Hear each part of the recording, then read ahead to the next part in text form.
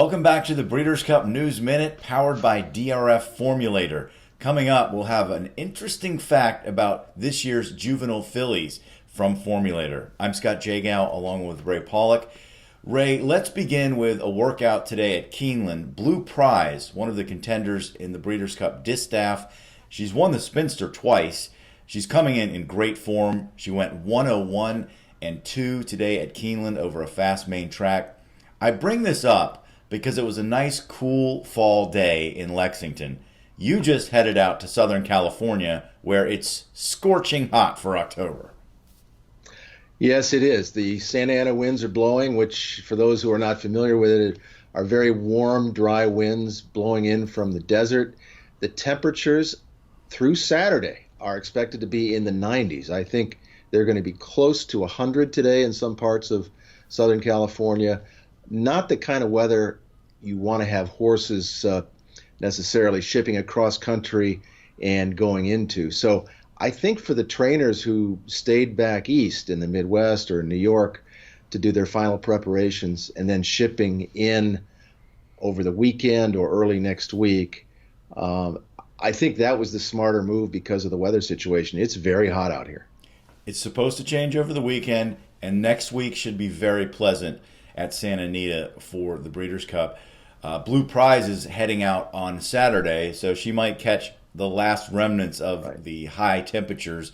But again, she's won over $1.5 million in her career, and she is a serious contender for the Distaff. I would not sleep on her.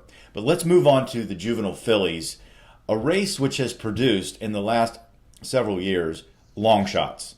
The last two at Santa Anita have been 33-1 and I believe 61-1, the longest shot in the field. That was Take Charge Brandy in 2014, and then Champagne Room at 33-1 in 2016. So look out for big odds.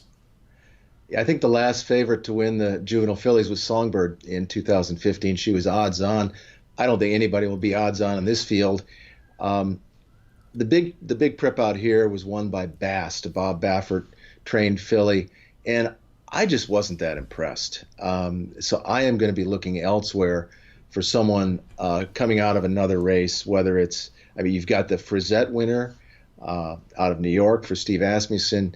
You've got the winner of the Alcibiades, who I thought was really impressive for Brad Cox. Brad Cox won his first Breeders' Cup race a year ago. He's poised to have a strong Breeders' Cup this year. So I'm looking somewhere other than the Chandelier Stakes, which was won by Bass, the local prep at Santa Anita.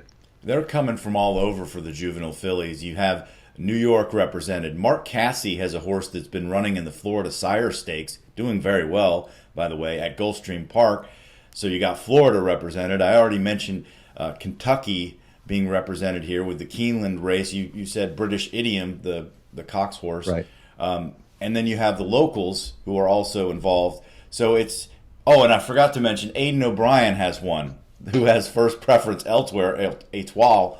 But, she could end up running in this race. So while it's not the biggest field they've had for the juvenile fillies, it is an interesting mix of horses from all over. It's got one filly we didn't talk about, Donna Veloce, actually in the juvenile fillies field, plays into today's Formulator Fact. Why don't you tell us about that? Oh, it's a good one. You can find some great trainer angles through Formulator at drf.com/Formulator. And here's today's. Last 3 years, on dirt 2-year-olds, Simon Callahan, the trainer of Donna Veloce, when he has a maiden, a horse that broke their maiden last start, is 5 for 10, 50% with a 376 ROI. That is excellent. That is why you should pay attention to Donna Veloce. She's the only horse in this field with one start, but heck, man, it was a 91 Beyer speed figure, and that's the best in this field. Now, if I could just say one other fact, Simon Callahan is 0 for 10 in the Breeders' Cup. He had Bellafina in the juvenile fillies last year at Churchill Downs. She did not run well. He's due, and he's got a really good-looking filly here. I thought her maiden-breaking performance over the Santa Anita track was really outstanding. He's one of those young, up-and-coming trainers like Brad Cox, who you mentioned, who got his first Breeders' Cup win with Monomoy Girl last year. So this could be his year, Simon Callahan, and he's in his own backyard at Santa Anita. Right. All right, that's going to do it for this edition of the Breeders' Cup News Minute. Don't forget to check out the new Formulator at drf.com/formulator. We'll talk to you tomorrow.